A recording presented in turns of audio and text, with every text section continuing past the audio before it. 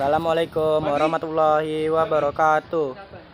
Perkenalkan, nama saya Angga Prasetyo dari kelas 9E. Di sini saya akan membacakan monolog tentang kota tanpa buku. Baiklah, di sini saya akan membacakannya. Kota tanpa buku. Pernahkah kau ke toko buku, perpustakaan, atau taman bacaan? Tidakkah kau merasa istimewa ketika berada di dalamnya? Di sekelilingmu ada berbagai toko dari dunia nyata dan khayal.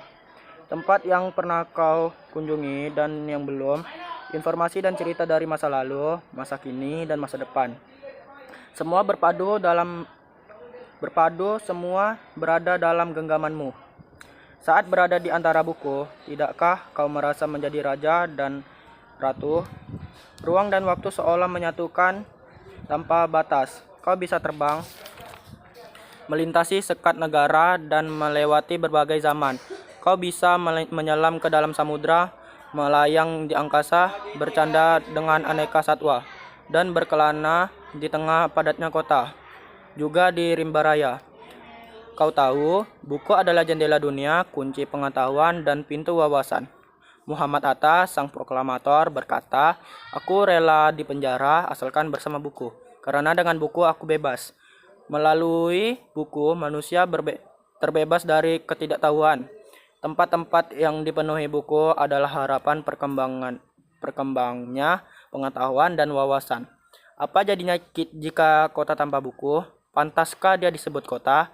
Di kota itu mungkin kabar datang dari sumber lain, dari koran, televisi, atau internet. Mungkin informasi dan cerita datang dari cerita nenek moyang, bagai dongeng-dongeng sebelum tidur. Irama warganya pun tiada untuk kembali pulang siang dan sore harinya. Setelah itu, mereka berangkat tidur dan memulai lagi hari berikutnya. Semua berupa di kota itu mungkin ada bangunan bernama perpustakaan.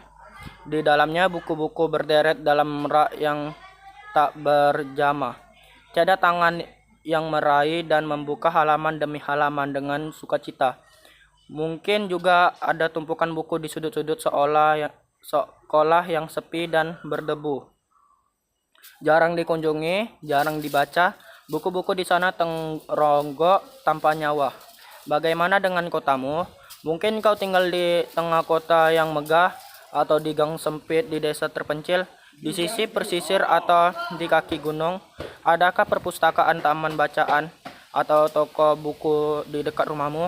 Jika ada, apakah di tempat itu menjadi wadah berkumpulnya anak-anak dan warga, menjadi pusat perkembangan wawasan dan pengetahuan, atau hanya menjadi pajangan?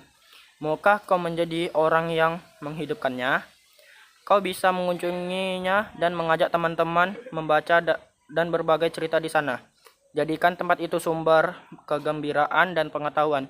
Jika tempat itu belum ada, maukah kau menjadi orang yang mulai menghadirkannya?